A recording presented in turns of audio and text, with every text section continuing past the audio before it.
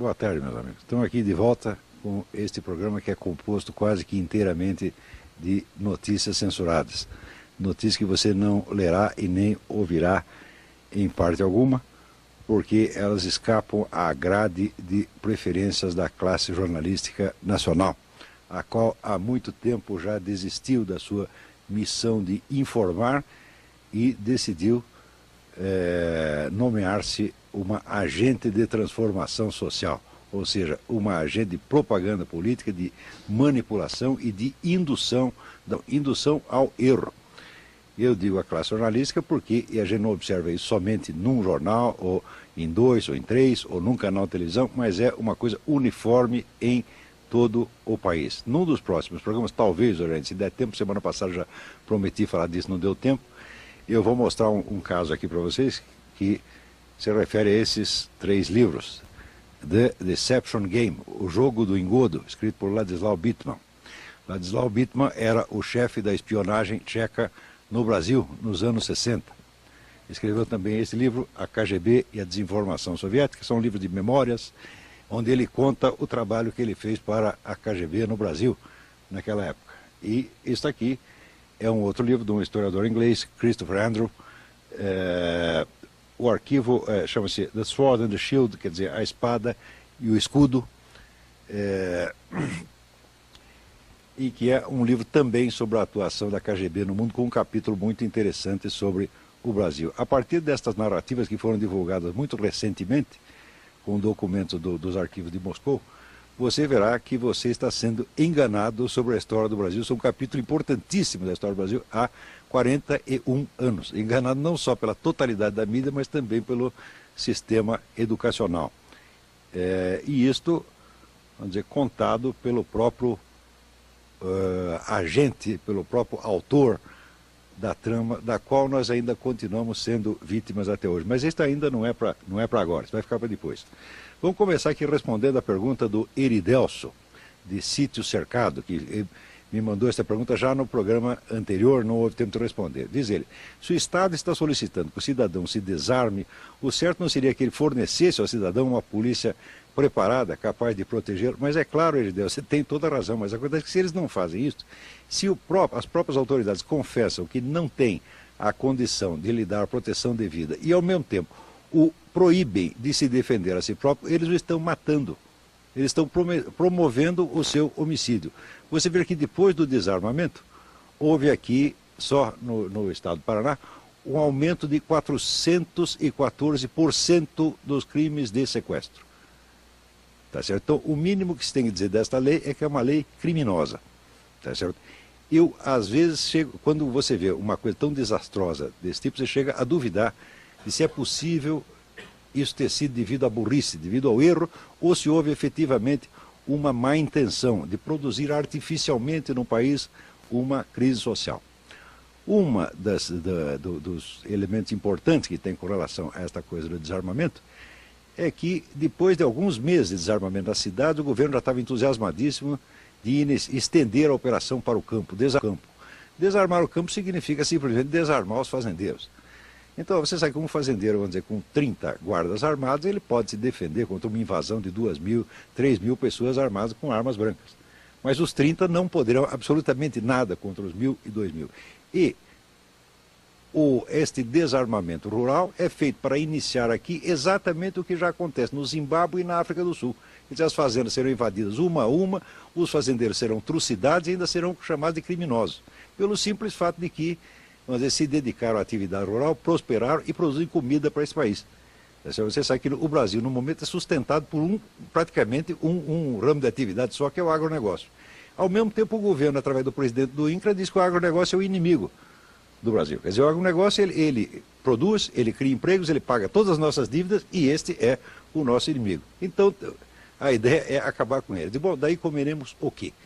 Seria a mesma coisa de perguntar, no caso da Venezuela, agora, esse seu Chaves encampa a maior fazenda produtora de carne de um país que é exportador de carne, tá certo? A fazenda altamente produtiva, a mais altamente produtiva que tem na Venezuela, ele vai lá e toma a fazenda do proprietário, então daqui 3, 4 meses começa a faltar carne.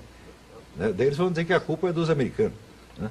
E nós estamos passando por um processo idêntico. Mas Para falar a respeito justamente desta coisa, dessa situação no campo, nós temos aqui um convidado muito especial, um caro amigo meu, o Cândido Prunes, que é vice-presidente do Instituto Liberal do Rio de Janeiro, e que recentemente o Cândido fez uma viagem de estudos pelo Nordeste do Brasil para conhecer os acampamentos do MST e ver como eles se distribuíam, tá certo? Então, nós temos aqui algumas perguntas a fazer ao Cândido, que vai descrever uma situação para você, que você vai ver que não é brincadeira. Vamos passar então a Marisa para que ela faça a entrevista com o Cândido. Boa tarde, Cândido. Prazer tê-lo aqui no nosso programa.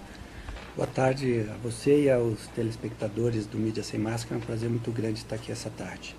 Pois é, então vamos falar desse assunto, já que o Olavo deu uma pequena introdução. E como que o senhor se interessou pelo assunto reforma agrária? Eu venho de uma família de imigrantes que saiu de Portugal ainda no século XIX e se radicou na fronteira do Brasil com a Argentina. E eu já sou a sexta família, né, ligada à terra e à produção rural, embora eu desempenhe as minhas atividades profissionais em São Paulo. Então, sempre tive uma curiosidade e um interesse muito grande para saber o que acontecia no campo, e vendo nos últimos anos uma quantidade muito grande de desinformação e de informações completamente equivocadas sobre a realidade rural, eu comecei pesquisas e buscar junto aos anuários estatísticos e junto a fontes confiáveis de informação qual era a realidade rural brasileira e de outros países. E já produzi vários ensaios que foram publicados pela imprensa brasileira a respeito deste tema da reforma agrária. E qual a sua opinião geral sobre a reforma agrária? A reforma agrária é, na verdade, uma das maiores perversidades que está sendo feita com os pobres aqui no Brasil. E a razão, ela é dupla. Primeiro, que a ideia que está por trás da reforma agrária, que é a da fixação do homem no campo, é uma ideia completamente estapafúrdia, porque a agricultura, ela historicamente vem perdendo importância econômica, relativa em comparação com a indústria e o setor de serviços. Se você olhar o preço das commodities agrícolas, né, elas são declinantes ao longo dos anos.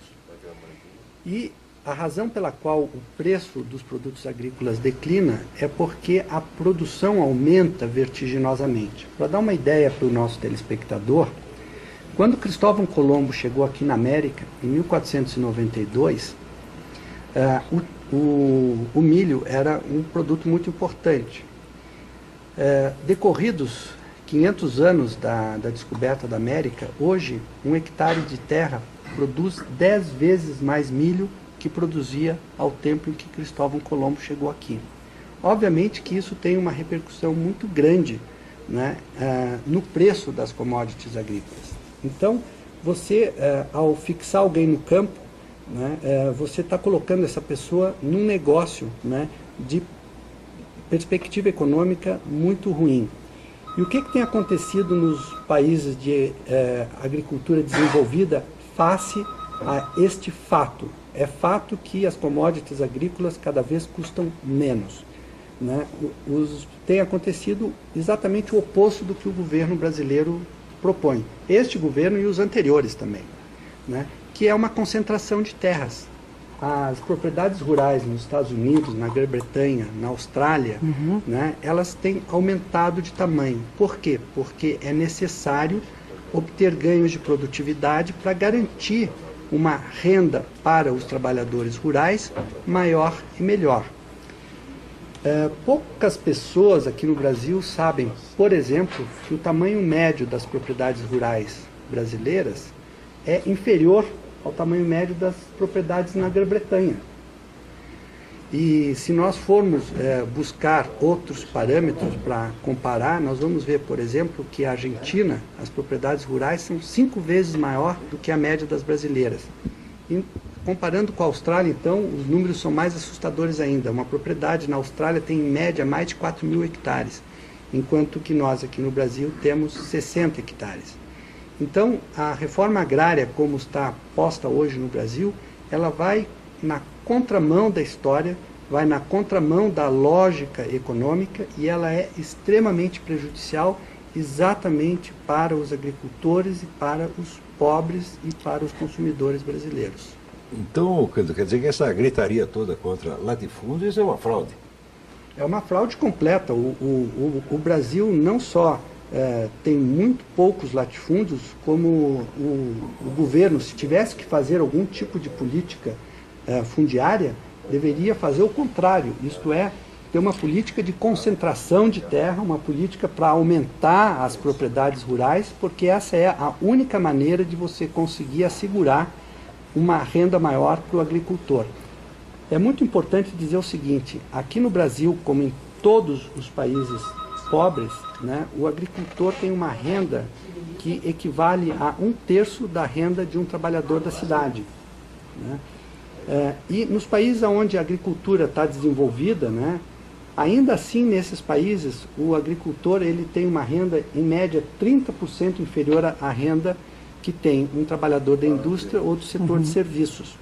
Então, eu repito, né, colocar as pessoas, ter um programa para colocar as pessoas no campo para dependerem da agricultura para sobrevivência é o pior negócio que pode haver, é uma perversidade. E eu mostrei num estudo que eu fiz já há mais de 10 anos que se os recursos que hoje são empregados para assentar uma família num desses assentamentos, né, fosse empregado na educação, era possível pagar, né, até 3 salários mínimos mensais para essa família durante 8 anos e ainda pagar a escola para 4 pessoas. E eu não tenho dúvida que uma família, depois de 8 anos cursando uma escola e tendo 3 salários mínimos para se sustentar, ela vai estar numa situação econômica muitíssimo melhor do que com um pequeno pedaço de terra, né, sem ter nenhuma condição maior de explorar esta propriedade. Então, resumindo, a agricultura hoje não é mais um negócio que possa ser levado de forma amadorística. Hoje tem que ser empresarial. É um negócio complexo que exige crescentes ganhos de produtividade para garantir um mínimo, né, de renda para atores. E o Brasil do agronegócio, né, o agronegócio que sustenta o Brasil, que gera esse superávit na nossa balança comercial, não é o agronegócio das pequenas propriedades familiares exploradas de forma artesanal. É o agronegócio empresarial que emprega alta tecnologia, que emprega essas sementes transgênicas, que já é um fato no mundo e está se tornando um fato aqui no Brasil, e emprega técnicas agrícolas aperfeiçoadas, desenvolvidas e que, no mais das vezes, é muito cara. Por exemplo, a agricultura irrigada é uma agricultura que exige elevados investimentos e exige também conhecimentos técnicos que um analfabeto, né, não tem condições de conduzir. Então, a reforma agrária, como ela vem sendo feita aqui no Brasil, ela vai contra os interesses das pessoas que o governo diz que quer ajudar. E o senhor falou, desculpe, Olavo, você quer fazer alguma intervenção? Não, quer dizer que por um raciocínio econômico a coisa não se justifica. Agora, quando a gente vê o sujeito fazendo uma besteira muito grande e óbvia, talvez ele não esteja fazendo por burrice, talvez tenha uma segunda intenção. Quer dizer, por trás desse absurdo econômico pode ter um raciocínio político. Certamente que tem, Olavo, um raciocínio político. E eu digo o seguinte, quando os teóricos do socialismo começaram a escrever as suas obras, a terra era o principal fator de produção. O principal problema da humanidade em meados do século XIX era produzir alimentos. A fome era uma realidade, né, que batia a porta de todas as pessoas que moravam na Europa. Né? Populações inteiras eram dizimadas quando havia algum tipo de problema na produção agrícola. A agricultura representava, nessa época, praticamente 80% das riquezas que eram geradas num país. Então, as pessoas terem um pedaço de terra era algo muito importante. né? E por isso que os pensadores socialistas, né, acharam que precisavam distribuir a terra, mas dentro desta realidade, que era a realidade econômica de meados do século XIX. Hoje, na Grã-Bretanha, que não tem mais nenhum problema, né, de fome, ninguém passa fome, e é um país que tem uma produção agrícola muito grande, apenas 1% da sua população se dedica a atividades rurais, né? E isso mostra como que a terra perdeu completamente a importância relativa na produção de alimentos. O cenário que se desdobra no futuro, né, vai tornar isto ainda mais dramático. Por exemplo, há pesquisas muito importantes sendo conduzidas para produzir proteína animal em laboratório. No momento que isso for uma realidade, e hoje não se discute se isso será, apenas se discute quando será uma realidade, né, o preço da carne, de gado bovino ou de peixe vai cair ainda mais dramaticamente, vai colocar a questão da alimentação humana ainda num plano mais secundário do que é hoje. Então, na verdade, este movimento a favor de reforma agrária aqui no Brasil é um movimento completamente retrógrado, saudosista, que até me lembra um pouco do ludismo que aconteceu na Inglaterra, que a gente pode até conversar um pouco sobre isso, porque tem outros desdobramentos. Quer dizer, hoje ele tem um problema de fome justamente nas áreas do planeta que estiveram sob domínio desses regimes estatistas, socialistas, etc, etc. Você vê, 28 países da África tiveram políticas socialistas estatizantes, né? Então lá tem problema. Você tem... agora, na parte capitalista do mundo, isso aí acabou. Completamente. E aqui no Brasil as pessoas costumam dar muita opinião sobre temas que desconhecem completamente. E um dos dados que eu queria trazer aqui para o nosso telespectador, que é um dado estarrecedor e, ao mesmo tempo, um dado que exige a reflexão dos nossos formuladores de políticas públicas, que diz respeito, né, ao futuro demográfico do Brasil e do mundo. Hoje, professor Olavo, já existem 62 países do mundo que estão abaixo da taxa de reposição, isto é, as suas populações começam a diminuir. 62 países. A Europa, entre 2005 e 2050, ela deverá perder mais de 100 milhões de pessoas. Isso significa que daqui até meados deste século, a Europa vai perder mais de 2 milhões de pessoas por ano. Então, se nós olharmos pelo lado da oferta de alimentos, nós vemos que a oferta de alimentos vem crescendo ano tras ano por ganhos de produtividade, ainda que a população rural ou a população dedicada a atividades rurais venha decrescendo. E por outro lado, se a gente olhar pelo lado da demanda por alimentos, a perspectiva é de diminuição da população da terra nos próximos 50 anos. O resultado disso, muito óbvio, né? O preço dos alimentos vai cair ainda mais. Então, você ter uma política num país em que ainda temos 22 a 25% da população dependendo da agricultura para sobreviver, estabelecer uma política para manter esses infelizes... Isso é suicídio, suicídio. Isso é suicídio, né? É de uma perversidade que a gente só encontra... Aí surge um problema muito grave, aquilo que dizia o Thomas Sowell, né? Porque daí parece que vai haver uma escassez de miseráveis. E se não houver miseráveis, né, do que vão viver esses políticos todos? Né?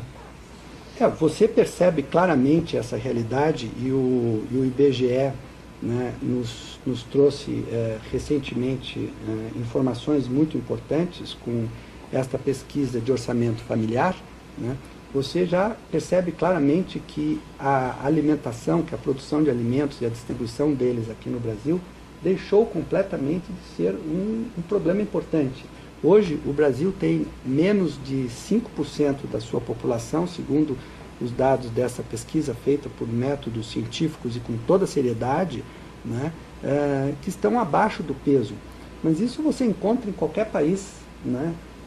próspero do mundo. São índices comparáveis aos índices europeus, aos índices norte-americanos. E, de fato, os pobres no Brasil estão começando a escassear para o desespero dos burocratas que vivem exatamente, né, dos programas destinados a resolver os problemas de pobreza e miséria. Queria aqui lembrar o seguinte para o professor Olavo. Eu me lembro de ter lido alguns anos atrás um livro muito interessante do ex-secretário do Tesouro norte-americano, William Simon. Ele foi secretário do Tesouro no governo Nixon, e quando ele deixou o governo, ele escreveu um livro chamado Uma Hora para a Verdade. E ele conta, em meados dos anos 70, de que entre o início dos anos 60 e até o início dos anos 70, um período de pouco mais de 10 anos, o governo norte-americano gastou, né, mais de $1 trilhão em programas de combate à pobreza. Se esse dinheiro tivesse sido distribuído para os 20 milhões de pobres que continuaram diretamente na boca do caixa, sem fazer nenhum tipo de pergunta, esses pobres, né, teriam uma renda per capita superior. Nada melhor do que a distribuição direta. A gente vê no Brasil inteiro, todas as prefeituras fazem assim, prefeituras, Secretaria de Estado, fazem uma campanha para você não dar esmola. Quer dizer, você não dê esmola para o mendigo na rua, você dê esmola para nós. Agora, daí você dá R$10, esse R$10 vai pagar a conta de telefone da ONG, da repartição, vai pagar o salário do fulano, vai pagar a gasolina, e no fim, talvez sobre 1 centavo, né, na mão do pobre. Porque a distribuição direta, quer dizer, que programa social, coisa nenhuma, isso aí é uma palhaçada. Inclusive por esse dado aí que o Canto está mostrando, do IBGE, você vê que o Fome Zero foi uma fraude consciente. E nós temos a prova de que foi uma fraude consciente e deliberada. Por quê? Porque foi feito aquele documentário do João Moreira Salles a respeito da campanha do Lula, em que o Lula subia no palanque gritando que havia 50 milhões de famintos no Brasil. E depois aparecia ele mesmo no camarim dizendo que era mentira. Quer dizer, ele está mentindo conscientemente para o eleitorado. Isso é caso de processar o cidadão, por isso chamamos propaganda enganosa. Agora, no Brasil atualmente, a estas pessoas que sempre viveram, vamos dizer, de fazer o discurso moralista contra os outros, a essas tudo é permitido. É permitido ter amizade com o pessoal do narcotráfico, é permitido mentir o quanto queira, eles têm todos os direitos, estão acima do bem e do mal. Isso não se pode permitir, eles não são pessoas melhores do que ninguém. Note que no tempo em que esse pessoal era perseguido pela ditadura, tinha problemas, eu mesmo arrisquei minha cara muitas vezes para defender o direito deles falaram o que queriam falar. Mas acontece que hoje eles estão procedendo de uma maneira mais arrogante do que o pessoal da ditadura. E isso aí já passou de todos os limites do tolerável. A coisa só, vamos dizer, não se torna motivo de debate público, por quê? Porque toda a nossa imprensa, aquela que não é cúmplice, é covarde. Eu digo isso, eu tenho mais de 35 anos de jornalismo, eu vi todo o processo que foi passando a nossa mídia, como ela foi mudando, né, de um espírito sério, combativo, para um espírito de assim, conspiração maquiavélica, esconder, só favorecer o governo ou alguma entidade associada, tá entendendo? E isso aí tem que acabar. Se nós queremos ter a democracia é para valer, a democracia é para falar claro. Todos nós podemos errar. Isso não quer dizer que você tem que confiar em tudo que a gente está dizendo, não. Você tem que ouvir o que nós estamos dizendo, tem que ouvir o outro lado, tem que ouvir todos, mas aqui só tem um lado atualmente. Por isso que nós tivemos que fazer esse programa, que é o programa Notícias Proibidas. Mas... eu queria aqui trazer mais uma informação, né, dentro desse rol de notícias proibidas. A pergunta que o professor Olavo, de certa forma, já respondeu, onde é que vai parar o dinheiro destinado a esses programas de combate à pobreza, né? Nos Estados Unidos, o destino é bem conhecido, são os bairros ricos em torno de Washington, onde fica a burocracia. E aqui no Brasil é exatamente a mesma coisa, né? O dinheiro ele é todo canalizado para Brasília. Brasília tem hoje uma renda per capita, professor Olavo, 30% superior à renda per capita de São Paulo e do Rio de Janeiro. Sem ter uma jazida de petróleo, sem ter uma indústria de transformação e sem ter um setor de serviços desenvolvido, serviços financeiros, serviços do que seja, como tem em São Paulo, desenvolvido. Como é que se explica que Brasília possa ter uma renda per capita 10 vezes maior que a renda de Alagoas ou que a renda do Maranhão. Porque a burocracia fica com todos esses recursos e o dinheiro não chega ao pobre. Isso acontece aqui no Brasil, isso acontece nos Estados Unidos, isso acontece em qualquer país onde o governo resolva, né, ser o intermediador, né, desse processo de transição da pobreza para a miséria, da pobreza para a riqueza e prosperidade. Nós vemos que um dos principais indicadores de que um país, né, é próspero é exatamente, né, o grau de urbanização. Né? E o governo brasileiro, não esse, o anterior também, aliás, se a gente pegar... Esse negócio estatista é crônico no Brasil, isso vem desde o tempo de Getúlio Vargas, isso é uma obsessão. Se você pegar o Estatuto da Terra, por exemplo, ele é de 1964, ele é do governo militar, e ele pregava e prega exatamente a fixação do homem do campo, que é um dos indicadores de desenvolvimento, é a quantidade de pessoas que moram nas cidades. Então nós estamos buscando impedir que as pessoas saiam da pobreza e da miséria do campo e virem buscar novas perspectivas. Por naquele tempo se falava do êxodo rural como se fosse uma desgraça. E não hoje é uma entende que é o desgraça. contrário, desgraça é o sujeito ficar lá, porque não vai ter o que comer. E eu gosto sempre de falar, e talvez seja um defeito, né, com informações e com dados. Por que eu acho que é uma perversidade querer manter as pessoas no campo? Eu dou um único dado que o telespectador certamente vai entender. A expectativa de vida de uma pessoa que mora no campo hoje, no Brasil, é 2 anos inferior à expectativa de vida de uma pessoa que mora num centro urbano. Mesmo numa favela, em São Paulo, no Rio de Janeiro ou em Recife, a expectativa de vida é maior do que no campo.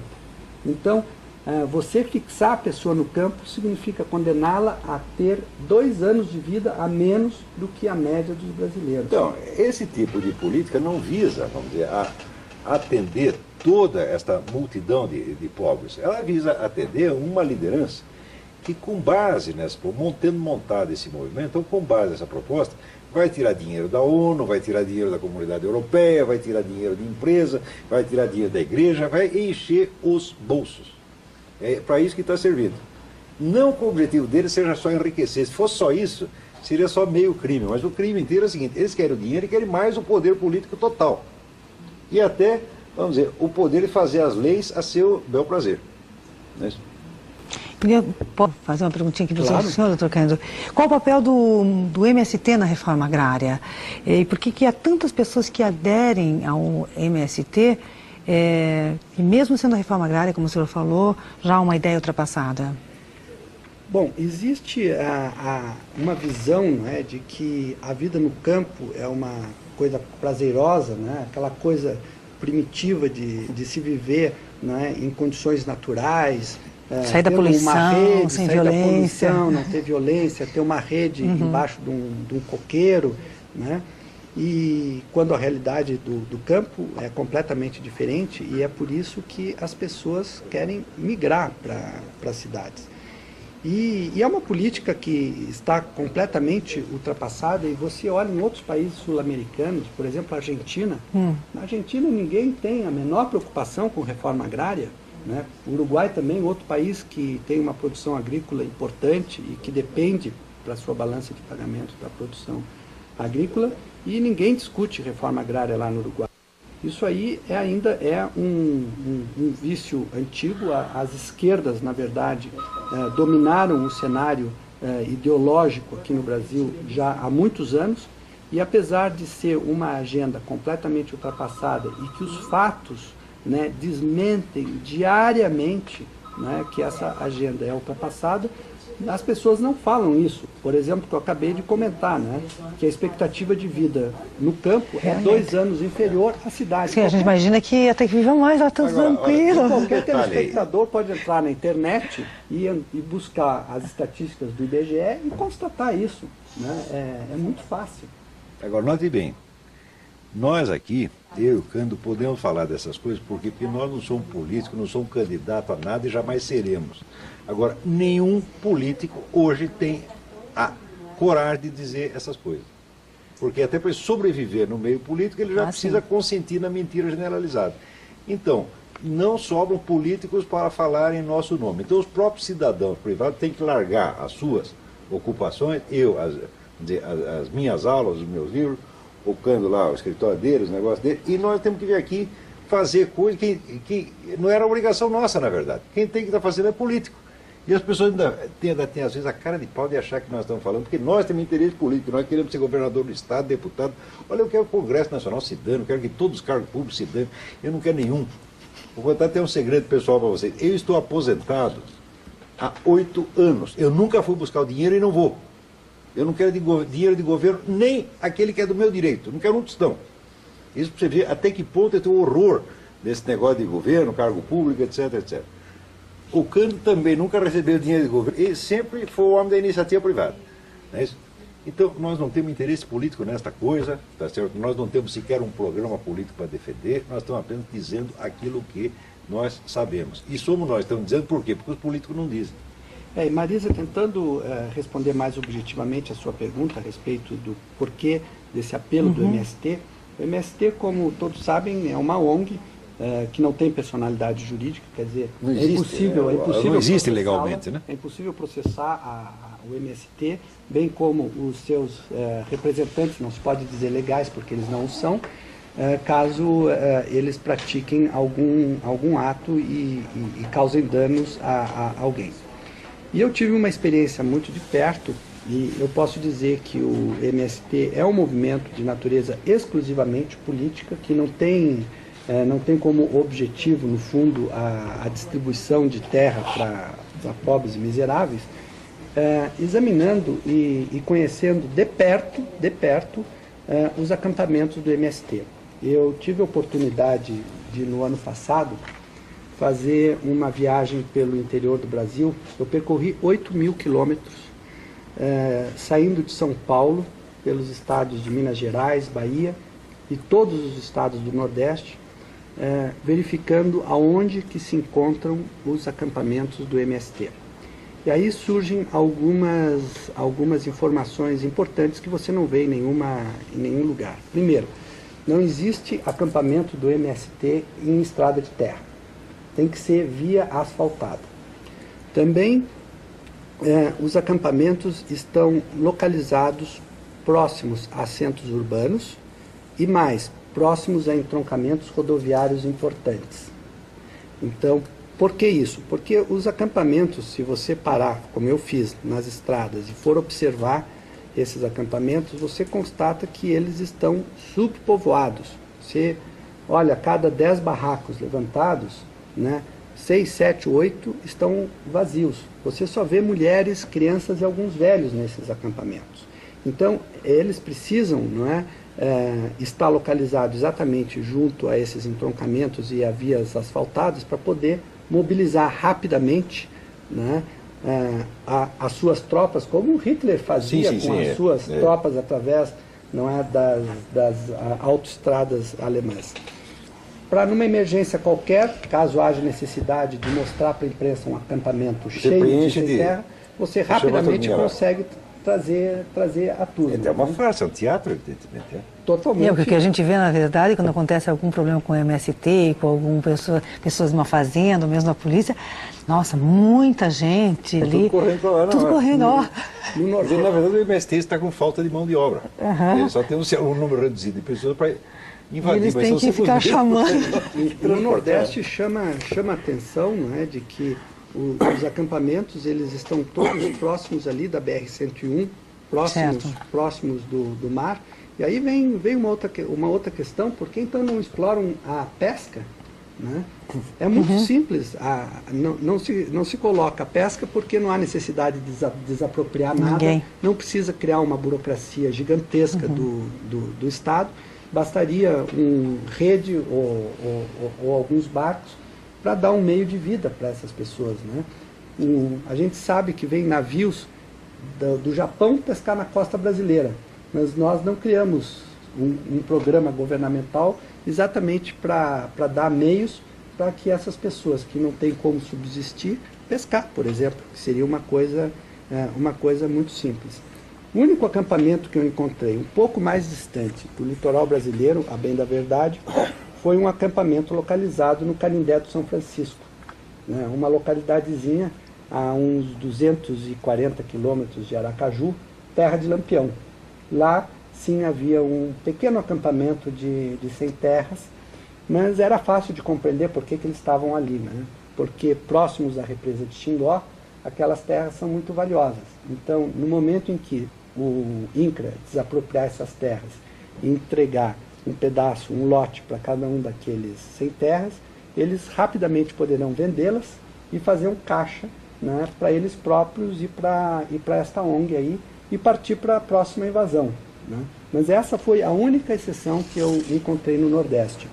E muito interessante também constatar que no Piauí, interior do Piauí, não vi nenhum acampamento de sem-terra, como também não vi acampamentos ao longo das rodovias asfaltadas do Maranhão.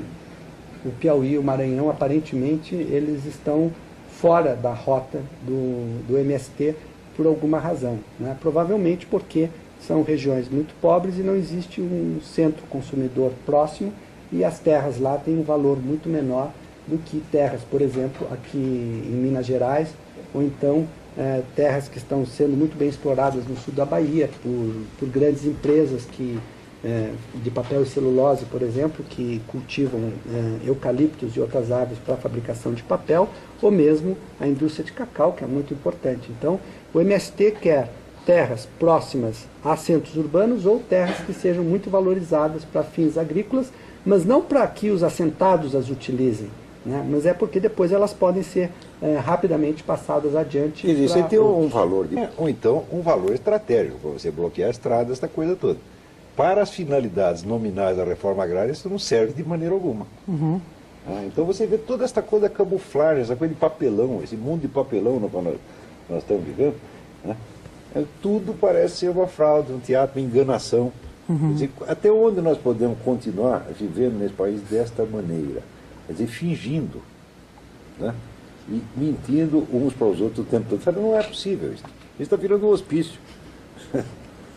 Olha só uma intervenção aqui. O Otávio de São Paulo, capital, ligou, elogiou o programa, diz que o Brasil é dirigido por esquerdistas e é bom que haja um programa esclarecedor para o povo. Então está aqui. Muito obrigado, Otávio, pela sua audiência também. Eu sou inteiramente a favor que os esquerdistas possam dizer o que eles queiram. Uhum. No tempo da ditadura, todos nós corremos risco para garantir direito a eles. Também passei muito aperto naquele tempo.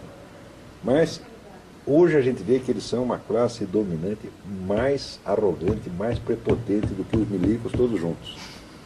Você vê, naquele tempo, por exemplo, os milicos faziam censura à imprensa. Então eles tiravam uma notícia ou outra. Mas hoje não, hoje você tem um bloqueio total. Isso o milico nem pensou em fazer. Né? Se ver uma discussão como essa, de quando que você vai ver uma discussão livre desta aqui na grande mídia brasileira? Você não vê mais. É verdade. Eu havia mencionado há pouco que o MST lembrava um pouco um movimento que surgiu na Grã-Bretanha, que foi o ludismo. Ele foi um movimento que teve suas raízes no meio operário, e ele era contra, né, o processo de industrialização. Os ludistas entendiam que as máquinas, né, elas traziam desemprego, e eles começaram a atacar indústrias que estavam surgindo na Grã-Bretanha e fazendo ameaças. E por que esse movimento, né, se chamou ludista? Né? Porque em 1812, um dono de uma fábrica de tecelagem recebeu uma carta ameaçadora, escrita era um documento apócrifo, escrito por um tal de General Lud.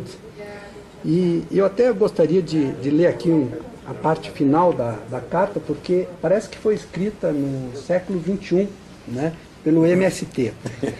E a carta dizia o seguinte: possuímos informação de que você é um dos proprietários que tem um desses detestáveis teares mecânicos, que dá para substituir teares mecânicos por latifúndio. Né?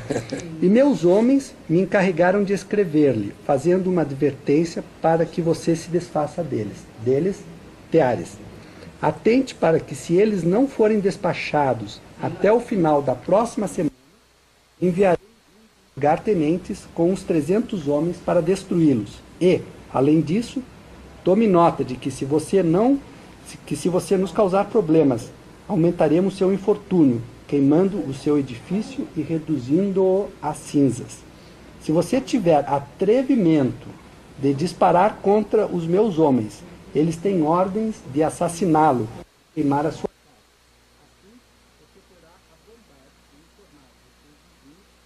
do que esperam o mesmo destino se os seus tricotadores não sejam rapidamente desativados. É um método que nós conhecemos aqui, Isso aí, tem sido amplamente utilizado. Isso aí foi escrito em 1812. O ludismo acabou entrando para a história como um movimento bizarro e desapareceu depois de 1830, né? Porque não era possível deter a marcha, não é, do desenvolvimento industrial na Grã-Bretanha. Imagina o que seria, né, a Grã-Bretanha e o mundo sem as indústrias hoje. Né? Nós nem estaríamos falando aqui, nem os nossos telespectadores estariam nos assistindo. Mas houve esse movimento que tentou exatamente, né, impedir o processo de industrialização. E o MST, ele quer impedir o processo, né, de modernização da agricultura brasileira, de profissionalização da indústria, da agricultura brasileira, para fazer frente às necessidades de alimentação. Aquela versão poetizada da agricultura familiar, né? Eles querem a imagem de que cada um tem aquele seu pedacinho de terra, com o negócio do Chesterton, 3 alqueires e uma vaca, né? Cada um tem... Deixa eu ver. Vai. Aqui tem algum probleminha? Tá certo? Tá Ok? bem? Ah. Então, eles tentam vender esta visão poética da agricultura familiar, mas eles sabem que isso é falso. Tanto que eles não estão promovendo a agricultura familiar nenhum. O que eles estão promovendo, quer dizer, é a criação de um imenso movimento de massa, com treinamento para guerrilha, tá certo? Com fortíssimo suporte internacional, né? E que está praticamente, através do MST, até fazendo uma espécie de intervenção estrangeira aqui. Professor, eu tenho aqui mais um exemplo para trazer ao nosso telespectador de que essa ideia da reforma agrária é uma ideia completamente ultrapassada e estapafúrdia, que é a seguinte, né? Como eu falei no início do programa, a minha família, né, era de sem terras em Portugal, que vieram no início do século XIX, antes ainda da independência do Brasil, aqui para o Brasil. E os fluxos migratórios que a humanidade viu ao longo do século XIX até o começo do século XX eram fluxos de pessoas que vinham para atividades rurais, né, em países como o Brasil, Argentina, Estados Unidos. Mas na medida em que a sociedade foi se desenvolvendo e o setor da indústria de serviços crescendo, né, as pessoas deixaram de imigrar para ser agricultores. Por exemplo, o Brasil tem muitos descendentes de japoneses que estão voltando para o Japão. Hoje existem 300 mil brasileiros descendentes de japoneses trabalhando no Japão, mas não tem nenhum cultivando arroz no Japão. Eles vão para trabalhar na indústria ou no setor de serviços. Os mexicanos que cruzam a fronteira para os Estados Unidos, eles não é para ser agricultor, né? Como também não eram agricultores que vieram para o Brasil em 1950, depois da Segunda Guerra, muitos portugueses, espanhóis, né, saíram dos seus países e vieram aqui para o Brasil e eles não queriam ser agricultores, porque eles sabiam que na agricultura não estava o seu futuro econômico. E nós aqui no Brasil estamos querendo fazer exatamente o contrário, fixar o homem no campo, impedir o êxodo rural, né, quando a realidade é completamente diferente. Hoje você não vê nenhum fluxo migratório internacional de pessoas que estejam atrás de terra. Por que a gente não para pensar por que o fluxo migratório que existe hoje no planeta não é mais de agricultores? É muito simples, porque a agricultura não gera a renda suficiente para manter um padrão adequado de vida. As pessoas vão migra em busca de emprego, de não emprego, de terra. Exatamente, elas vão ter um padrão de vida melhor num centro urbano do que cultivando terra. A agricultura é um negócio muito difícil. Eu trago aqui mais um dado que eu acho importante para o nosso telespectador, que é o seguinte, né? Além do aumento da produtividade agrícola, nós temos um outro fato que é muito importante. aconteceu uma verdadeira revolução nos últimos anos no que diz respeito à conservação de alimentos. Hoje você, por exemplo, pode embalar tomates que duram 6 meses, né? Então, as perdas que você tem hoje entre a produção e a comercialização final dos alimentos, né, no mundo, declinou tremendamente. Qual o resultado disso? Produtos agrícolas mais baratos. Eu volto a insistir, né? Por incrível que pareça, hoje uma pessoa de classe média gasta uma fração muito pequena do seu orçamento na compra de alimentos direto. Ela gasta muito mais em roupa, em moradia, transporte, etc. Mas a alimentação mesmo é uma fração muito pequena, né? Se você olhar há 200 anos atrás, você verá que um cidadão americano gastava 80% da sua renda com alimentos. Então, naquela época, sim, era muito importante, né, ter a terra como um meio de produção. Mas hoje nós vivemos na sociedade da informação. E o que vale, não é o conhecimento. E o governo brasileiro faria muitíssimo melhor do que, ao invés de gastar os escassos recursos que existem em fazer um programa de reforma agrária completamente ultrapassado, se ele investisse em educação e desse o conhecimento, que é o principal instrumento para que as pessoas possam obter renda. Quando eu falo educação, não é bem essa educação que se dá na escola do Sem Terra, né? Aqui tem um ambientalista, Zé Pedro, ambientalista Santa Cândida. Ele está lembrando a inauguração da escola do Sem Terra, em Guararema, São Paulo, para a qual foi dada uma doação de $1.300.000 para ensinar para a garotada as doutrinas de Mao Tse-tung, né? Por exemplo, Mao Tse-tung é o sujeito que, em matéria de agricultura, ele conseguiu criar uma política chamada o Grande Salto para Frente, e assim, em poucos anos, morreram 20 milhões de pessoas de fome. Tá certo? Então, esta é a alta tecnologia agrícola que vai ser ensinada a esta molecada, e para isso aqui estão dando $1.300.000. Agora, se tem alguém do MST assistindo o programa e não gosta, vem aqui discutir com a gente. Agora, na verdade, não vai não, porque nós já tivemos essa discussão com o João Pedro Stedley. Aliás, era eu e o Cândido. Foi lá em Porto Alegre. Exatamente. Tivemos um debate. Era nós, e do outro lado estava o João Pedro Stedley e o Frei Sérgio, não sei das quantas. Tá certo? E tudo que a gente perguntava, os caras não sabiam, só enrolava a língua, só falava besteira. Saíram muito mal nesta coisa, porque não entendem, não, vamos dizer, sabiam que estavam mentindo. É um pessoal que só tem, vamos dizer, só palavrório, entendeu? Não tem dados, não tem conhecimento da realidade, entendeu? Tem muita mentira em cima. Aproveitando o gancho do ambientalismo aí, é importante ressaltar o seguinte, quanto menos pessoas no campo, menos devastação ambiental você vai ter. E quanto melhor forem as técnicas de manejo agrícola, menor prejuízo você vai ter para o meio ambiente.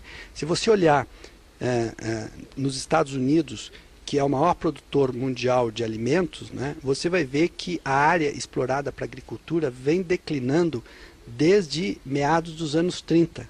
Isso é cada vez menos devastação ambiental por conta de uma... Tem ideia mais ou menos quanto por cento do território, você conseguiria lembrar? Assim, é menos de metade do território norte-americano é explorado pela agricultura.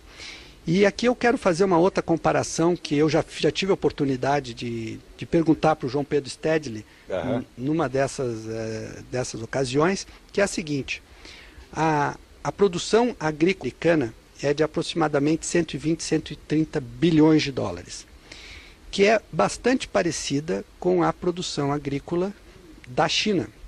A China é também um grande produtor de alimentos e produz quase tanto alimento quanto os Estados Unidos. E eu perguntei para o João Pedro por que o agricultor americano, né, goza de um bom padrão de vida e o chinês é miserável. A explicação é muito simples. O PIB de 120 bilhões de dólares gerados na China é dividido entre 400 milhões de agricultores chineses. E o PIB de 120 bilhões norte-americano é dividido entre 3 milhões e 500 mil agricultores. E esse número está diminuindo. Quer dizer, no meio da riqueza estão fazendo a repartição da miséria.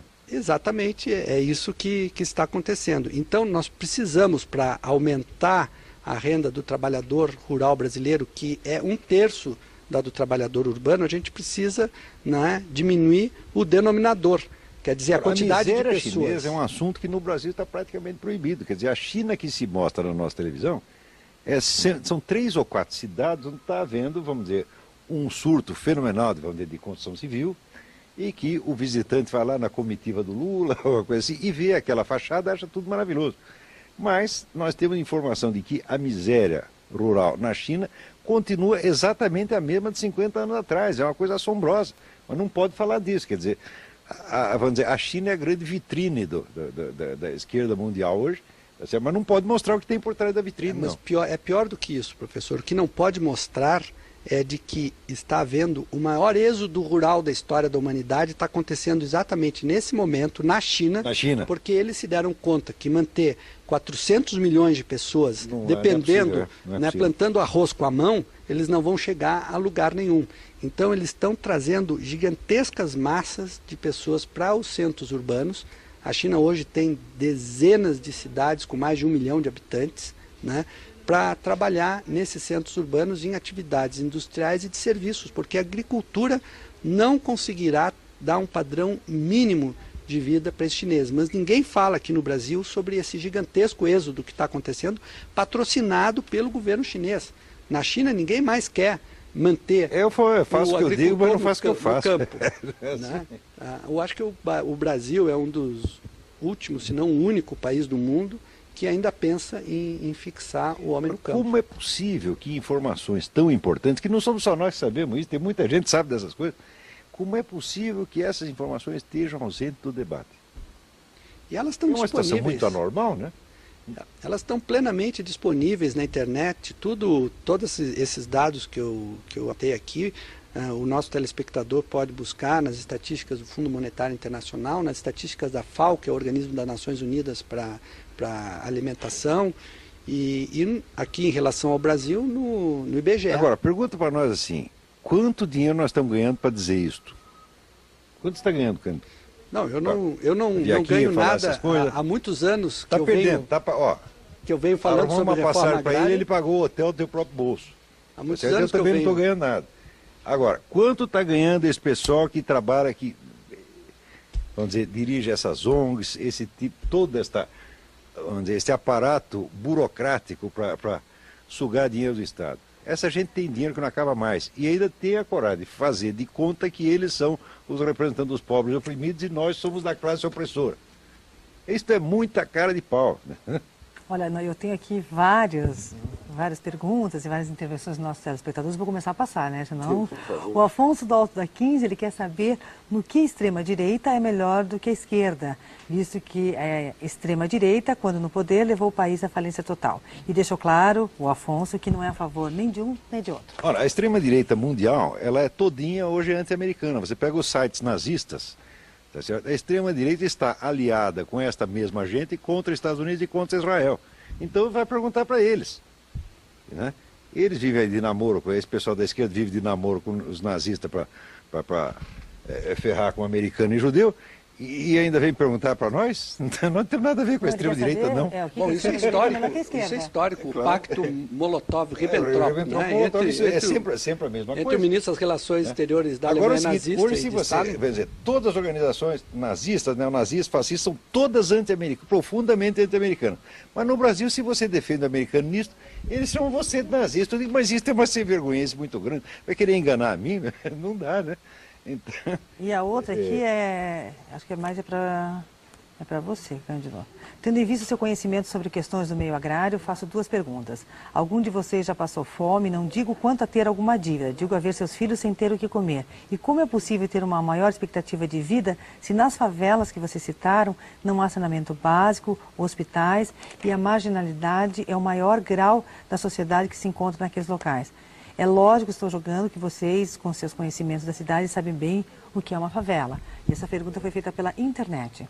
A fome eu conheci bem. Durante a infância, pelo menos 1 ano, a minha família chegamos a viver uma vida de caridade pública. Quer dizer, eu não vou ficar com dó do seu Lula, tá entendendo? Que nunca chegou a uma situação dessa. Agora, hoje em dia, qualquer sujeito, porque, sei lá, trabalhar numa fábrica, a gente tem que ficar com dó dele como se ele fosse mais pobre do que eu. Tá certo? Então, esse negócio de pobreza eu conheço. Tá certo? Não estou com um deputado, senador, tá entendendo? Que foi pobrezinho. Então tem que parar com esta demagogia. Eu não fico vendendo a imagem de que eu sou um pobre que fiz por mim mesmo, porque olha, a minha dificuldade na infância é esse problema meu. Eu acho que na verdade o que ele, não sei se é uma mulher, eu né, gostaria pela internet, é que aquilo que ele comentou, que no campo se vive 2 anos a mais. Mas ele, quando a pessoa pergunta se você já teve dificuldade, ela está fazendo coisa que a pobreza te dá uma espécie de autoridade moral. Eu digo, olha, a burrice se distribui igualmente bem entre os ricos e entre os pobres. E experiência da pobreza, tenho sim, eu sei exatamente como é que é. Então passamos a bola ao canto. Mas respondeu. tentando responder objetivamente ao nosso telespectador, as condições de vida no meio rural, para quem conhece o meio rural, isso não é novidade, elas são muito piores do que nas cidades, mesmo numa favela. Porque no meio rural você está muitas vezes a quilômetros, né, de um hospital, por exemplo. Você pode levar até dias para conseguir chegar a um hospital. Você não tem saneamento básico, você não tem acesso a uma alimentação muitas vezes variada. A alimentação, especialmente em algumas regiões mais isoladas, ela é muito pobre, né? Uma dieta muito restrita.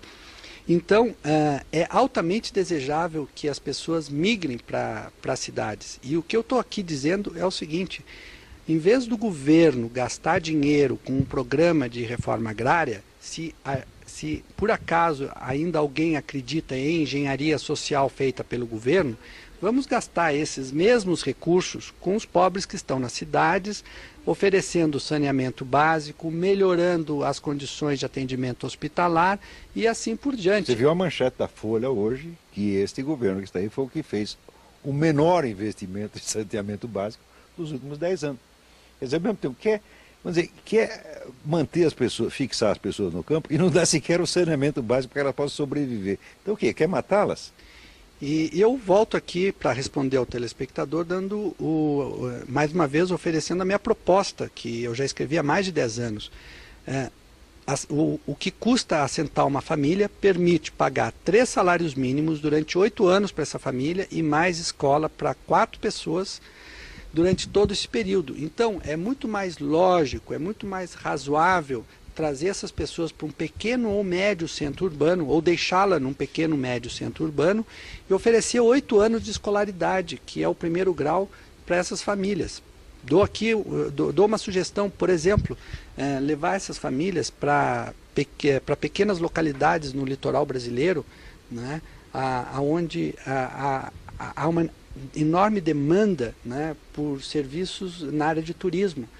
Educar essas pessoas para receberem turismo, elas poderiam então ter uma renda muito boa, né, nesse setor de serviços, em vez de ficarem condenadas, né, a ficar atrás de um arado puxado por boi, cultivando como se fazia no Antigo Egito, há 3.000 ou 4.000 anos atrás, e, obviamente, tendo uma renda equivalente à de um agricultor do Antigo Egito. O Ernesto da Boa Vista quer saber se o Dr. Cândido Prunes tem livro publicado, pois está gostando muito das suas colocações. Não, ainda não tenho livro publicado, tenho feito tenho publicado algumas matérias, principalmente na revista Banco de Ideias, que é publicada pelo Instituto Liberal do Rio de Janeiro. Então tá aí, Ernesto. E o Luiz?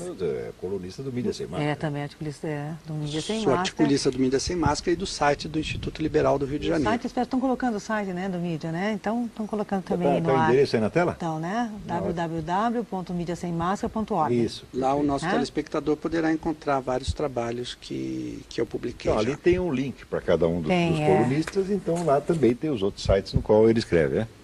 E o Luiz, também uma pergunta para o Dr. Cândido, se o senhor ouviu falar de um livro de 1966, O País dos Coitadinhos, do Emil Fará. Se o senhor ouviu falar lá, fazer um comentário?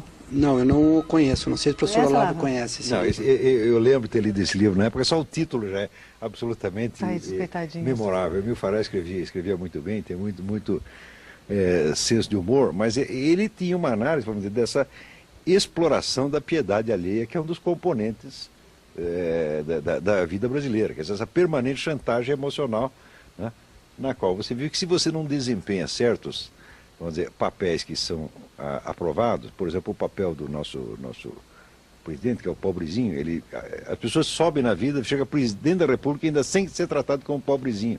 Você não pode falar mal do homem, porque coitadinho, ele foi pobre 50 anos atrás, mas eu também fui. E agora eu que tenho que ter dó dele.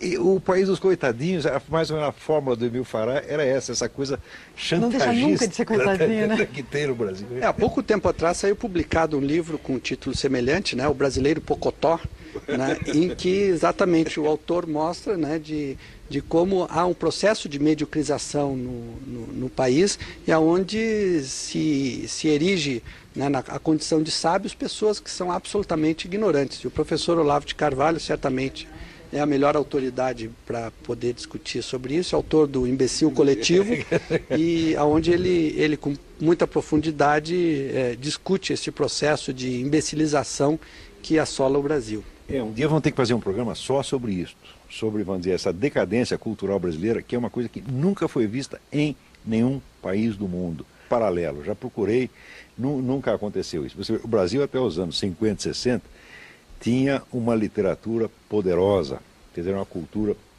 pujante da qual a gente podia se orgulhar. Hoje isso está uma vergonha. Você fala de cultura brasileira hoje é punk, sambinha, biografias de prostitutas. Você vai ver que se você chega a um país da Europa, você tem milhares de biografias de todos os homens célebres, né, cientistas, né, historiadores, filósofos, etc. Aqui, as nossas faculdades de história produzem um número assombroso de biografias de sambistas, né, amantes de deputados, prostitutas, etc. Quer dizer, isso são as pessoas que nós admiramos. Quando chega nisso, isso aí é psicose depressiva, pô. É verdade. Olha, o Edmilson da Vila Auer disse que a análise feita sobre o MST é muito conservadora. Ele pede que seja mais neutra de opiniões as colocações feitas aqui. Ué, por que você não pede para o João Pedro Stedley ser um pouco mais conservador? Ora, todo mundo, vocês têm que apresentar todos os lados possíveis. A minha tese, ela não é conservadora, eu não a considero, ela está baseada em dados e informações. Eu já tive a oportunidade de perguntar isso para o João Pedro Stedley e ele não me respondeu.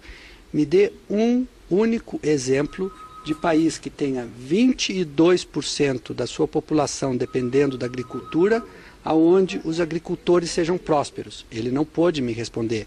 Me dê um único exemplo de país aonde tenha minifúndios e que a agricultura seja próspera. Aqui eu dou um exemplo para o nosso telespectador. Tem um país do mundo onde o tamanho médio das propriedades rurais não chega a 2 hectares. Não tem nenhum latifúndio nesse país e é um país de dimensões continentais como o Brasil.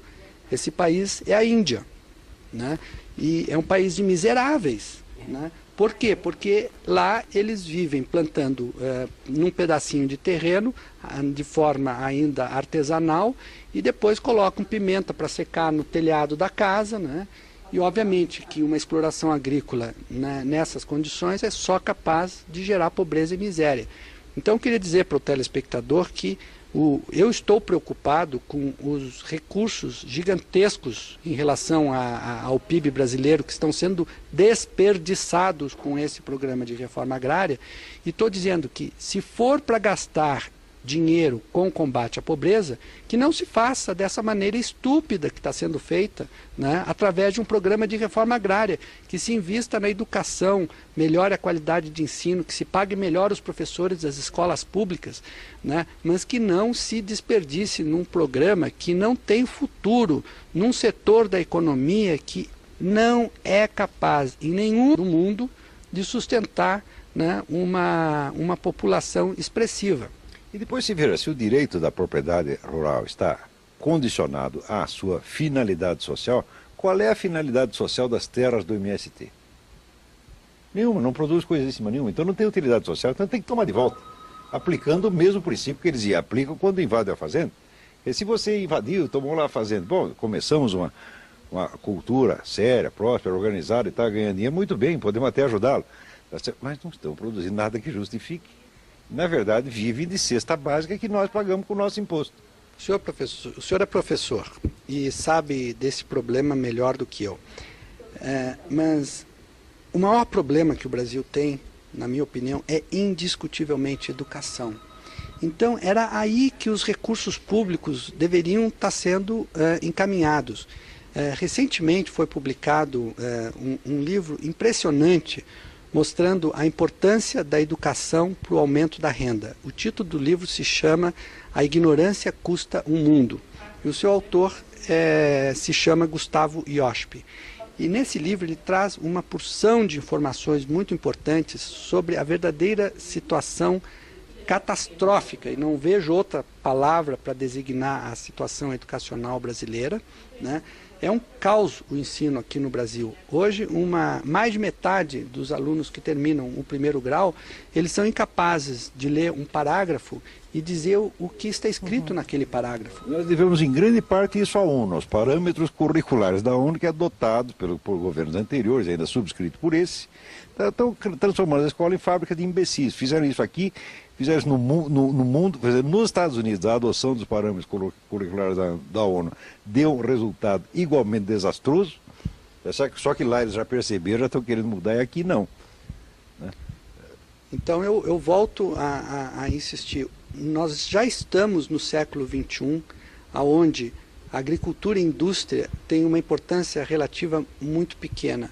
O futuro dos empregos, e basta abrir os anúncios de classificado dos jornais. Pega qualquer jornal, Estado de São Paulo, aqui no Paraná ou no Nordeste, né? Você não vê um anúncio pedindo empregados rurais. Isso deve significar alguma coisa, né? Os empregos, eles estão hoje no setor de serviços, nem na indústria. A indústria, ela desemprega ano a ano. E graças a Deus que é assim, porque o trabalho extenuante, pesado, árduo, duro, né, hoje é feito por máquinas e por robôs.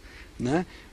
Até na agricultura, né, já se foi há muito tempo de que o tratorista, não estou mais nem falando no cara arado atrás do boi, que o tratorista ficava ao relento, pegando sol e tudo mais. Hoje o tratorista está sentado numa cabine fechada, com ar-condicionado, né?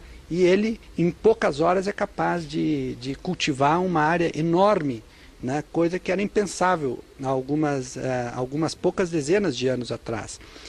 Então, o futuro da humanidade está no setor de serviços. E para você encontrar emprego no setor de serviços, você precisa só de uma coisa, é educação, é conhecimento.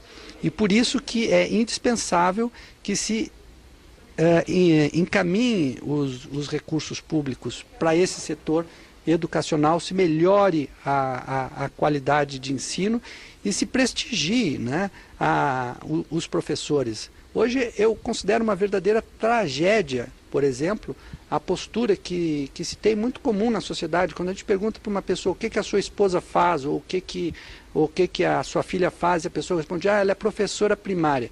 Aqui no Brasil, qual é a reação? Coitada. Né? E isso é uma tragédia para um povo. Né? E era isso que precisava ser resgatado. Infelizmente eu não vi o atual presidente, e vi muito pouco o presidente anterior, né, visitar estabelecimentos de ensino. O nosso presidente anterior passou 8 anos e quando ele ia para visitar algum estabelecimento de ensino era no exterior para receber o título de doutor honoris causa. Recebeu um diploma, mas aqui no Brasil poucas vezes eu vi ele ir numa pequena escola, né, rural no Nordeste, por exemplo, para prestigiar os professores que estão ensinando. Né? Não, exatamente, foi um tratamento de desprezo total. Então, nós continuamos há décadas, nós estamos há décadas desprestigiando e negligenciando o ensino e estamos colhendo agora os frutos disso. O mundo acelerando rapidamente, a gente viaja para os Estados Unidos e vê, né, o degrau ou fosso que nos separa, né, dos Estados Unidos em termos de prosperidade econômica, de produção cultural, então. E a produção cultural o nosso telespectador pode ver facilmente, basta entrar na internet e ver o volume de informações que existe em língua inglesa e o que existe, por exemplo, em português. E se a gente for comparar então a qualidade do que nós temos hoje na internet em um e outro, é brutal. Aí a gente pode acabar o programa aqui. Uma experiência que você pode fazer, que eu já fiz várias vezes, você pega a primeira página do jornal americano e a primeira do jornal brasileiro. Você conta quantas palavras diferentes tem no jornal americano. O vocabulário americano é 10 vezes maior. Numa primeira página de jornal. Nós estamos progredindo, sabendo menos palavras a cada dia que passa. João fez a pergunta para o Olavo do Portão. Ele pergunta se o dinheiro para a faculdade E foi realmente doado pela União Europeia e organizações cristãs? Não, realmente eu não lembro disso. Esta foi a informação que veio através do Zé Pedro, ambientalista, que passou essa informação da doação de US$ 1.300.000. Eu me lembro mais ou menos disso, mas eu não lembro de quem veio. Eu sei que, normalmente, a União Europeia tem colaborado, né, com o MST. E o governo britânico, às vezes, também. Organizações religiosas também têm colaborado com... Quer dizer, religiosa daquele jeito que nós sabemos, né? Tipo teologia da libertação, quer dizer, esquerda católica. Agora, se a União Europeia... não é pobre. Professor, se a União Europeia quer colocar dinheiro fora, se uma entidade religiosa da Europa e dos Estados Unidos quer colocar dinheiro fora numa causa perdida aqui no Brasil, eu não vejo nenhum problema que eles o façam. O que eu não aceito é que o dinheiro do contribuinte... Este é que é o problema. Seja desperdiçado. O problema é o seu dinheiro. É o seu dinheiro, o nosso, né? Não o do alemão. Esse é o problema. Vamos agora, aqui tem a pergunta desse senhor engenheiro agrônomo aqui. O indivíduo não se identificou, quer dizer que o senhor... Não, ele veio pela internet. Ele veio pela internet. Ele não se identificou.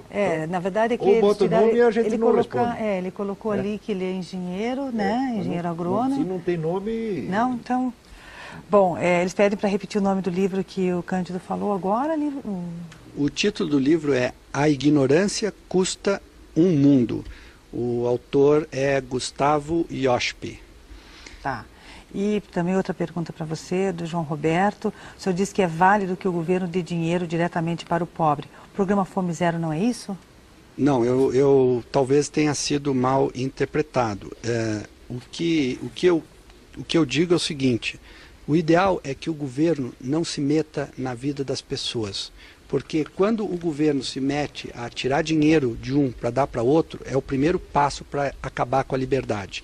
Eu acho a liberdade um valor fundamental do qual nós não podemos abrir mão. Mas eu digo o seguinte: aceitando com todas as restrições como certa a ideia de que cabe ao governo algum papel para minimizar a pobreza, não é através de um programa como o de reforma agrária que nós vamos conseguir resolver. E muito menos através de qualquer outro tipo de programa, né, que não seja dar dinheiro diretamente às pessoas. Então, nesse sentido, eu vou dizer o seguinte: a única alternativa que eu vejo mais concreta de se atender ou ajudar as populações pobres é ver, né, os milhões de pessoas que recebem um salário mínimo da Previdência, que são notoriamente pobres, e aí sem gastar um tostão a mais, sem precisar aumentar a burocracia do INSS, etc., dobrar ou triplicar o valor que é pago a título de pensão ou aposentadoria para essas pessoas. Né? Só que isso ninguém quer propor, porque exatamente não vai inchar a burocracia, não precisa contratar um montão de pessoas em Brasília. Qualquer ajuda ao pobre, antes de chegar ao pobre, tem que ajudar muita gente pelo caminho. Exatamente. E é por isso mesmo que não funciona. E tem que ter muito escritório com ar-condicionado em Brasília, no Rio de Janeiro, São Paulo. No Rio de Janeiro, eles fizeram a contagem dos meninos de rua, 2 anos atrás, havia 410 meninos de rua na cidade do Rio de Janeiro. E havia 411 ONGs para cuidar deles. Cada uma pegando dinheiro de governo, de iniciativa privada, de comunidade europeia, então dá para dar uma ONG para cada moleque. Porto Alegre também tem uma realidade semelhante. O governo do PT teve 4 mandatos consecutivos lá em Porto Alegre, e a cidade tem pouco mais de 200 menores de rua.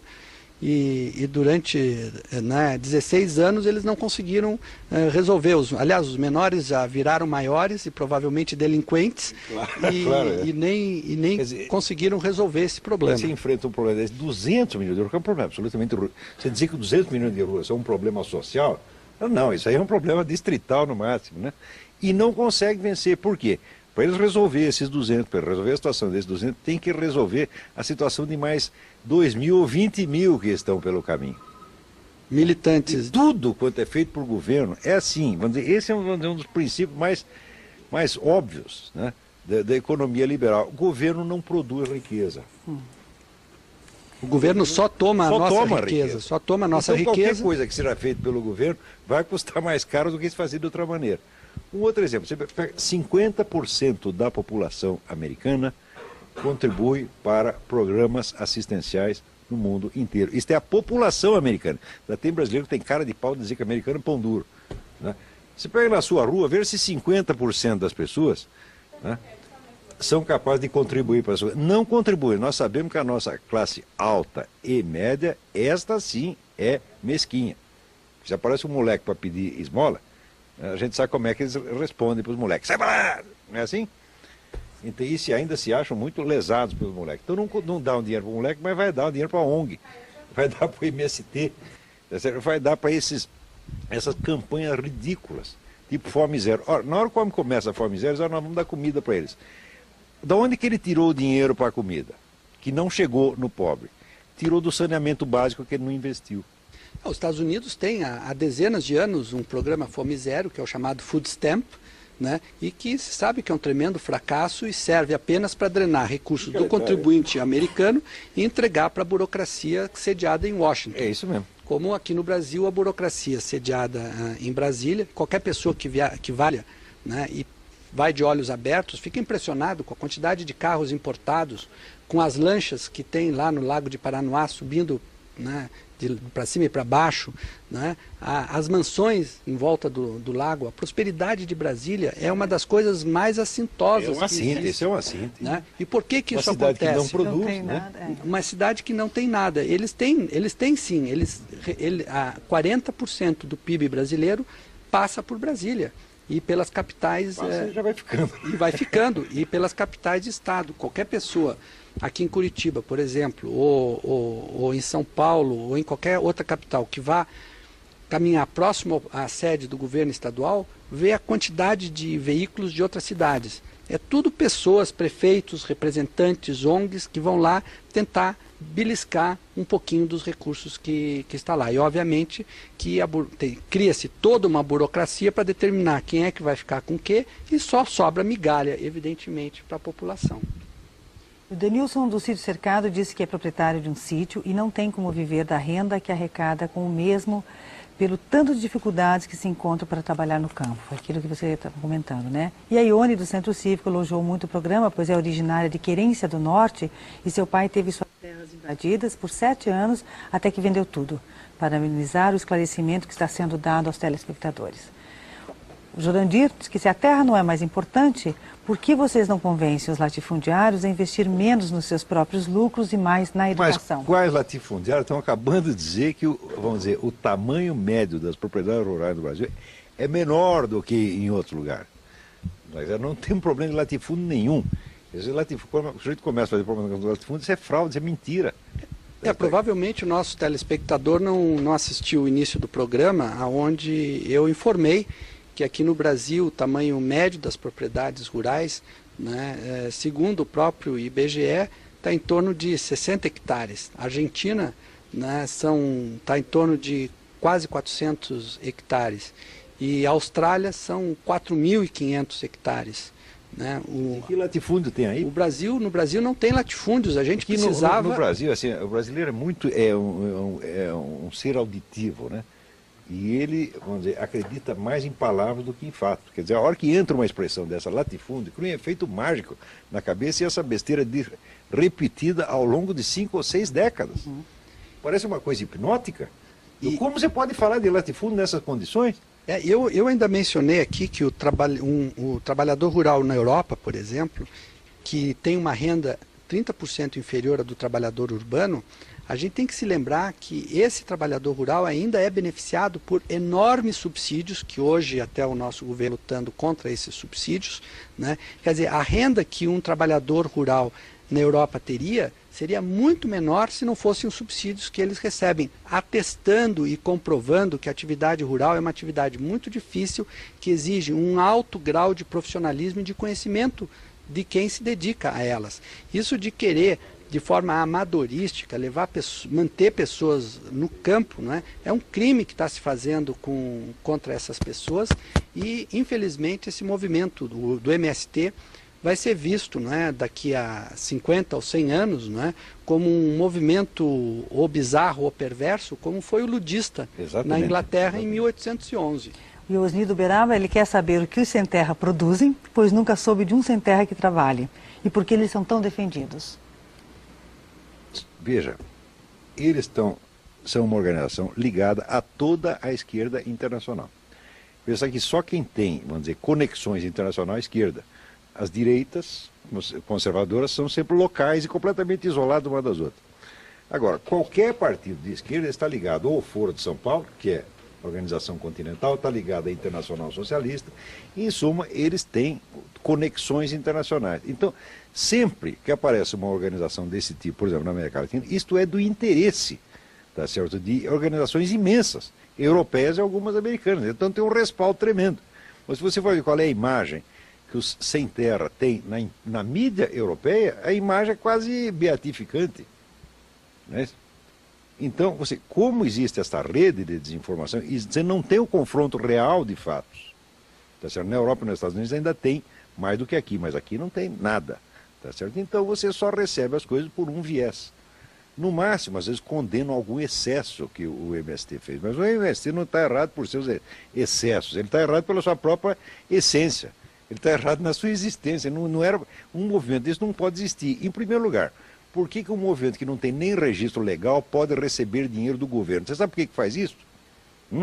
Porque desde a década de 30, os estrategistas do movimento comunista sabiam que para você criar uma situação revolucionária, é importante que você use o próprio aparato das leis, tá certo? De uma maneira ilegal para você viciar o sistema. Eles fazem isso conscientemente. Está compreendendo? Quer dizer, se você pode dar dinheiro do governo, quer dizer, dinheiro colhido do seu imposto, para uma entidade que nem sequer existe, então você também pode receber os homens das narcotraficantes da Farc no Palácio do Governo, como o Olívio Dutra recebia. E as pessoas vão se acostumando com essa situação ilegal dentro da legalidade. É assim que se cria uma situação, vamos dizer, revolucionária. Todos estes sabem disso. Esses que leram Mao Tse Tung vêm dizer que não sabem disso. Ó. Da educação, então o Marcos pergunta, será que a educação tem todo esse poder revolucionário que está sendo falado? Claro. Se você for verificar o nível de escolaridade que existe nos países de alta renda, é incomparável com a do Brasil. E nesse livro que eu mencionei, Ignorância Custa o Mundo, há uma referência muito interessante, uma demonstração muito interessante, que é a seguinte: para cada ano adicional de estudo, a pessoa tem no mínimo uns 20 ou 30% de acréscimo na sua renda. Então, é a transformação da noite para o dia para essas pessoas. E por isso que a educação deveria ser o foco, não é, das preocupações aqui no Brasil. Quer dizer, a pessoa aqui no Brasil não tem a ideia, vamos dizer, da importância do valor extraordinário que se dá para essa coisa de cultura e educação, por exemplo, nos Estados Unidos. O pessoal aqui está acreditando que acredita que americano não estuda, americano não lê, é um povo burro. Digo, essa imagem é completamente utópica, absurda. Nós é que estamos tão atrasados que não conseguimos mais acompanhar o que acontece lá. Às vezes a pessoa não consegue imaginar o que está acontecendo. E uma pergunta aqui para o professor Olavo, do Newton: como é possível haver uma educação no Brasil se nos vestibulares existem questões objetivas que não respeitam a livre opinião dos alunos? Mas isto é um problema, eu também não sei responder esta pergunta, mas o problema que você está assinalando, ele existe mesmo, isto é um abacaxi. Quer dizer, se você usa o próprio vestibular como instrumento de propaganda e manipulação política, como é que nós vamos chegar a ter educação algum dia? É isso agora, tem que perguntar aí para o seu Tarso Genro, para essa gente que acha que entende de educação e que entende, na verdade, de manipulação, né? Se uma coisa dessa é lícita. Quer dizer que se o sujeito que põe perguntas, vamos dizer, ideologicamente dirigidas para manipular, né, o vestibulando, se as pessoas não estão cometendo um crime. E olha, professor, eu acho que só a ignorância é que pode explicar por que um programa de reforma agrária como o brasileiro, que é um despautério, né, que não encontra suporte em nenhuma informação, em nenhum dado estatístico objetivo, né, ao contrário, qualquer anuário estatístico do IBGE ou de qualquer outra fonte que é idônea, né, desmente completamente, né, pode ser mantido, porque as pessoas são justamente ignorantes. Mantido com dinheiro público. E é perdem, muita grana que vai parar no bolso dessa gente. Ignorância faz com que as pessoas percam a capacidade crítica, né, e escutem, né, essa questão da reforma agrária ou da fixação do homem no campo como uma verdade inapelável, como dizia o Nelson Rodrigues. Sim, virou um dogma, virou um símbolo religioso. Tem que fixar o homem no campo, porque senão você é malvado. E o Maurício do Portão, ele fez só aqui um comentário, que eu vou ler aqui para os nossos telespectadores, que após a Segunda Guerra Mundial, os comunistas acabaram com a agricultura e com o latifúndio na Polônia. Introduziram o minifúndio e a Polônia, que era exportadora, passou a ser importadora de produtos agrícolas. Mas isso aconteceu em todo o mundo comunista. Quer dizer, qualquer pessoa que seja marxista, pró-marxista, socialista, etc., etc., não devia ter o direito de abrir a boca sobre a agricultura nunca mais, depois de tudo que aconteceu na coletivização da agricultura na União Soviética e no famoso grande salto para a frente do Mao Tse Tung. Somando tudo, aí tem uns 40 milhões de pessoas que morreram de fome, sem contar os que foram fuzilados, etc., etc. Quer dizer, olha, depois de você criar um desastre desse tamanho, é melhor ficar quieto, pô. Agora, o senhor vem aqui com um livrinho de Mao Tse Tung embaixo do braço, dizendo que ia ensinar alguma coisa sobre agricultura. Ou num desses fóruns social mundial, né, tinha um cidadão da Coreia do Norte dando receitas econômicas para o Brasil. Digo, mas isso é de uma cara de pau. Eles não entendem nada, são especialistas em fracasso, mas o fracasso é sempre dos outros, porque a Corriola, a vanguarda revolucionária, sempre sai bem. E o Davi, ele diz que no momento da leitura da carta, São Paulo ficou sem som, então ele pede se dá para ler a parte final da carta. De repente, você podia ler no finalzinho, doutor Cândido? Porque antes tem uma última pergunta aqui para fazer para o senhor, porque acho que nós estamos chegando no finalzinho, não, Lava? E eu queria saber se a reforma agrária é um item da agenda esquerdista, por que os partidos como o PSDB e o PFL apoiam tão abertamente? Porque o um PSDB, esquerdista, o outro porque tem medo. Exatamente. Né? São também, o Brasil hoje, né, não tem mais partidos que a gente possa dizer de direita, são todos partidos de esquerda. E uma das causas para esse fenômeno, eu acho que é o perverso sistema eleitoral. Embora não esteja aqui na mesa para discussão, nós temos, o sistema eleitoral brasileiro é único no mundo. O sistema de voto proporcional, de lista aberta, não existe em nenhuma outra democracia. Né? Então, os partidos políticos hoje não têm mais nenhum sentido. Até a Joana D'Arc vai passar a integrar o ministério, né, do PT. Né? A Joana D'Arc, que você se lembra, é a ex-governadora do Maranhão. Né? Então você vê, aqui este problema é gravíssimo. O Brasil não tem partidos de direita, não tem partidos conservadores. O que você tem é uma farsa na qual você pega um partido de esquerda que se assume como tal e outro que é um pouco menos de esquerda e que passa a ser chamado de direita, que é exatamente o PSDB, mas cujo programa é idêntico ao do PT. Então, quer que eu leia a carta? Isso, finalzinho da carta. Então vamos passar. O final da carta, né? O Cândido então encerra o programa o final da carta apócrifa, mas assinada por Lud em 1812, é o seguinte, né? Se você nos causar problemas, aumentaremos seu infortúnio, queimando o seu edifício e reduzindo-o a cinzas. Se você tiver o atrevimento de disparar contra os meus homens, eles têm ordens de assassiná-lo e queimar a sua casa. Esses são os métodos. Esses são os métodos de 200 Bom, anos. então, meus amigos, então até a semana que vem. Na próxima semana nós teremos aqui o economista José Monir Nasser. Eu vou fazer umas perguntas para ele, referente ao noticiário econômico do mês. Tá? Muito obrigado. Até a semana que vem.